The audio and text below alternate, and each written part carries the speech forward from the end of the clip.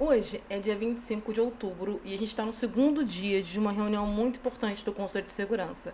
Não é a primeira reunião, porque a gente teve várias reuniões na semana passada, mas desde ontem, dia 24, está tendo reunião do Conselho de Segurança. Eu ia só falar dessa reunião depois que fechasse tudo, né? Fechasse o dia de hoje, mas aconteceu tanta coisa impactante e necessária de ser falado no dia 24, que eu acho que é necessário fazer um vídeo especificamente sobre o que aconteceu no dia 24 e as consequências para o Oriente Médio dos acontecimentos do dia 24, porque essas consequências já estão pipocando por aí. Então, assim, o que aconteceu no dia 24 no Conselho de Segurança da ONU? No dia 24 de outubro, a gente teve o início de mais uma reunião do Conselho de Segurança que foi bem tumultuada. E essa reunião ela foi bem tumultuada porque parece que pegaram a diplomacia, rasgaram, assim, amassaram e jogaram no lixo. O Conselho de Segurança da ONU é um lugar onde você discute de forma diplomática as tensões. Ele existe, esse Conselho de Segurança, exatamente para intervir quando existem situações muito graves. Está lá na Carta das Nações Unidas a existência do Conselho de Segurança e por que ele existe. E aí, ontem, a gente teve duas falas muito complicadas, na verdade. Uma fala muito complicada e uma fala que foi um posicionamento efetivo da ONU.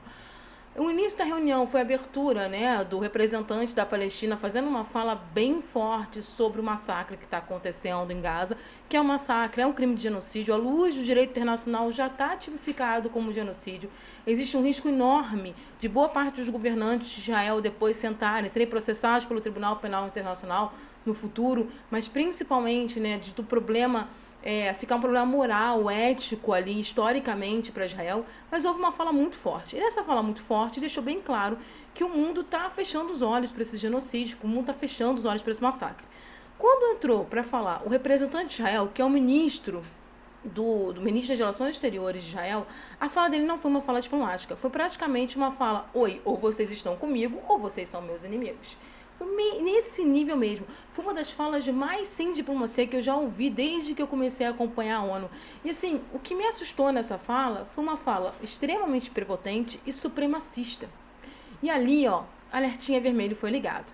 Na fala do Eli Cohen, que é o ministro das Relações Exteriores, né, de Israel, ele deixou bem claro que Israel não está cometendo genocídio e que Israel tem todo o direito de atacar Gaza de acordo com a Carta da ONU.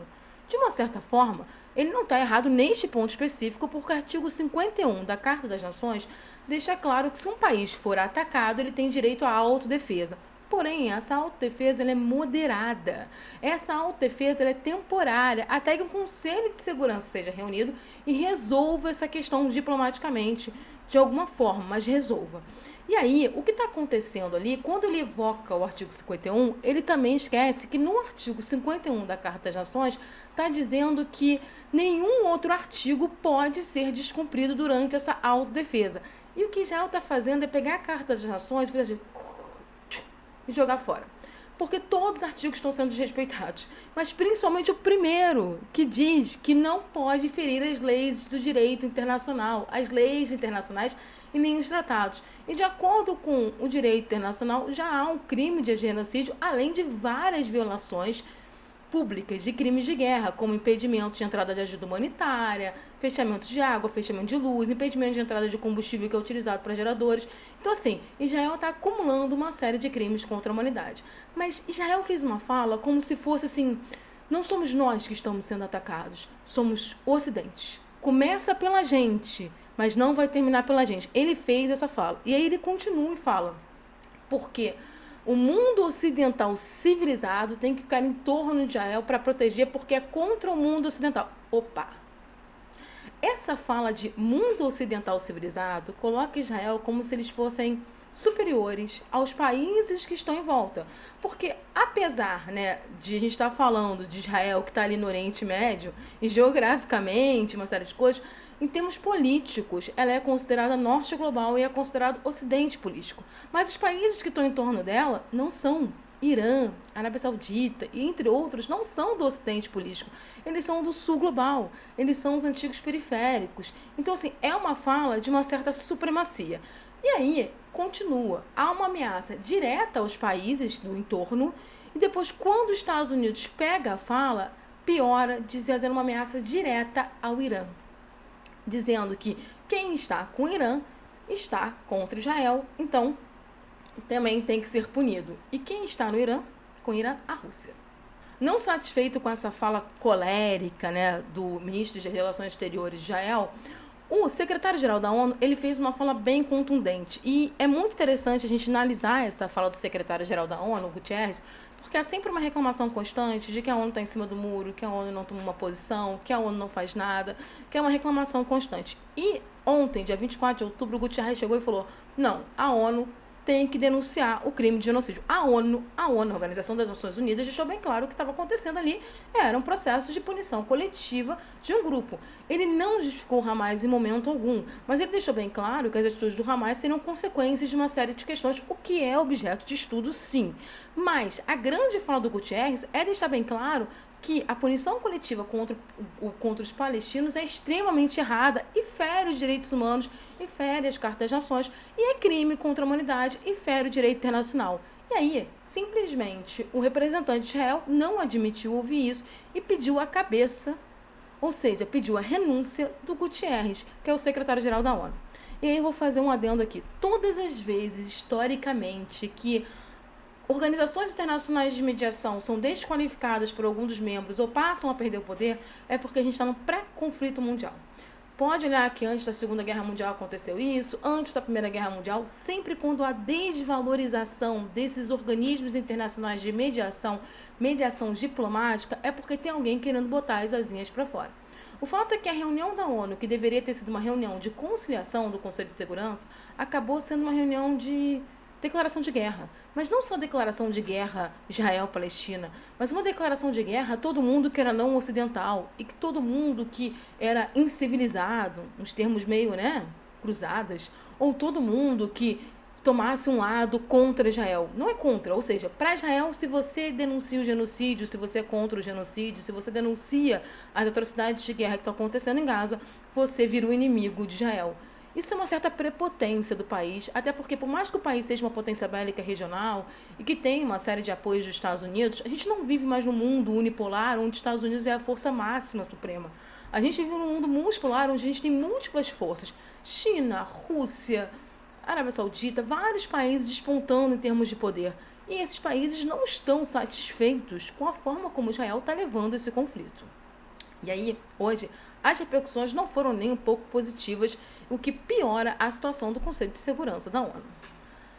Ontem mesmo, a gente já teve algumas falas de bem pontuais, por exemplo, do ministro das Relações Exteriores da Arábia Saudita, que deixou bem claro que o que estava acontecendo em Gaza era inadmissível, a Arábia Saudita.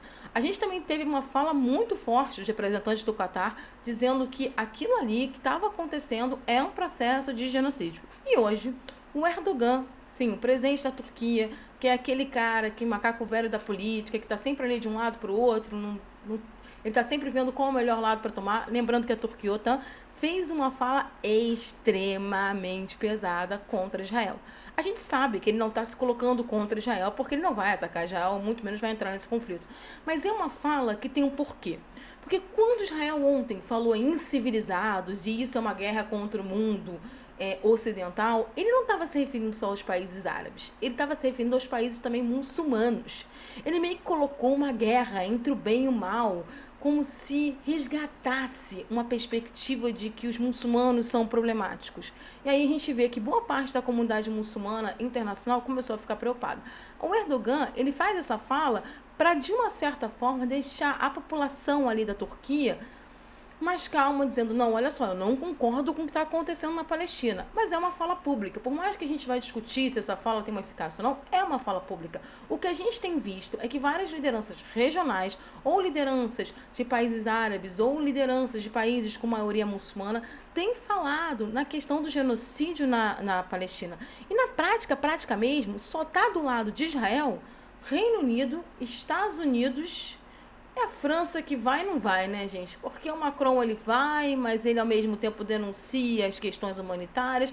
É um vai e não vai típico ali da política francesa, que depois dá um duplo twist carpado e fala, não, somos a favor dos direitos humanos. Mas na prática mesmo, o apoio a Israel não é tão forte assim. Mas é um apoio que tem muita questão financeira e muito dinheiro e apoio bélico muito forte. Então isso faz com que Israel haja de uma forma complicada. E aí, depois de todo esse caos que aconteceu na reunião da ONU, ainda teve uma fala do Biden no antigo Twitter, no X, que é mais complicada aí, que é essa aqui. É que ele deixa bem claro, mas bem claro mesmo, que eles precisam de um novo Oriente Médio. Um Oriente Médio tranquilo, bom, parceiro dos Estados Unidos. Toda vez que os Estados Unidos faz esse papinho, é porque ele quer fazer uma interferência na região. E aí, existe uma dúvida muito grande no meio, que é o seguinte: a guerra entre Israel e Palestina, que não é uma guerra, é um massacre, né? Porque até agora, onde eu estou fazendo esse vídeo, já são 6.600 mortos, mais de 2.000 crianças falecidas, sem contar que o combustível está acabando hoje, quarta-feira, dia 25 de outubro, e Israel impede a entrada de combustível. E é o combustível que faz os geradores funcionarem em Gaza, geradores dos hospitais. Então, assim, o Biden, quando ele faz essa fala, dá a impressão, sabe do quê? Que estão apoiando não só uma briga entre Israel e Hamas, mas uma limpeza ali para anexação daquele território de Gaza e para piorar, talvez, o início de uma frente. Porque, para pensar, se o mundo não interfere quando Israel comete um verdadeiro genocídio e limpeza étnica ao vivo, todo mundo está vendo, está filmado, está sendo transmitido em live, a gente está vendo dia a dia aquilo e o mundo não interfere, quem vai impedir deles depois olharem para o Irã, olharem para a Síria, até porque Israel já está atacando a Síria e já está atacando o Irã, olhar ali para o Líbano e falar: seus territórios me agradam, olhar para o Egito e também resolver fazer uma investida. A impressão que eu tenho é como se a gente voltasse ali num período não muito longe da história, onde a invasão territorial era a lei. E nesse mundo multipolar que a gente está vivendo, que é um mundo onde você tem várias potências disputando espaço, você tem a China crescendo muito, muito mesmo, a Rússia se aliando à China, vários países do sul global também entrando nesse processo de busca por poder e multipolaridade. Tem países do norte global, como os Estados Unidos e parte da Europa, que não querem perder a sua hegemonia. E a melhor maneira de não perder essa hegemonia é mostrar que eles ainda são os fortes, que eles é que mandam pela violência. Então, só que isso pode ser um tiro no pé também, porque quem é a linha de frente no Oriente Médio? Não é os Estados Unidos, é Israel. Quando Israel assume essa linha de frente imperialista, gente, em 2021 eu estou falando do termo imperialista para você ver como está surtado o mundo. Quando ele toma essa posição imperialista de vou lá e vou tomar, ele coloca um alvo no Estado. E é sempre bom lembrar que o governo de Israel não é o povo de Israel. As pesquisas deixam muito claro que não há um apoio maciço ao Netanyahu, muito pelo contrário, ele não tem apoio. O legado que ele quer deixar é essa limpeza étnica, porque ele não tem apoio interno. Ele está muito mal, é um governo extremamente desorganizado, mas ele está colocando um alvo em Israel. Porque quando aqueles países ali se revoltarem ou se insurgirem, e que isso pode ser hoje, amanhã, daqui a 1 ano, daqui a 10 anos, daqui a 20 anos, eles não vão atacar os Estados Unidos, eles vão atacar Israel. Então é uma situação extremamente complexa, geopoliticamente muito complicada. E hoje, dia 25, a gente deve ter uma discussão de outras duas resoluções da ONU, uma apresentada pelos Estados Unidos, onde ele pede uma pausa humanitária sem cessar fogo. Como é que ele faz corredor humanitário sem parar de bombardear? Só na cabeça americana. E já era muito pior a resolução deles, é porque as outras delegações entraram. E tem a resolução da Rússia, que pede um cessar-fogo. A resolução americana provavelmente vai ser vetada pela Rússia. A resolução russa provavelmente vai ser vetada pelos Estados Unidos. E, enquanto isso, palestinos estão sendo dizimados e morrendo, e provavelmente não vão ter sequer um hospital para ir, porque não tem luz, não tem gerador funcionando, porque Israel não permite a entrada de combustível. E eu espero que esse genocídio seja interrompido antes da gente fazer aquela frase famosa do "a história punirá". Eu diria que o momento presente já está punindo, porque a opinião pública está contra Israel. E o problema da opinião pública estar contra Israel é que isso pode liberar certos monstrinhos aí da extrema-direita, que tem uma perspectiva também bem antissemita nesse meio do caminho. Então, isso é um resumo dos últimos 2 dias, para vocês terem uma noção de como a coisa está extremamente complicada.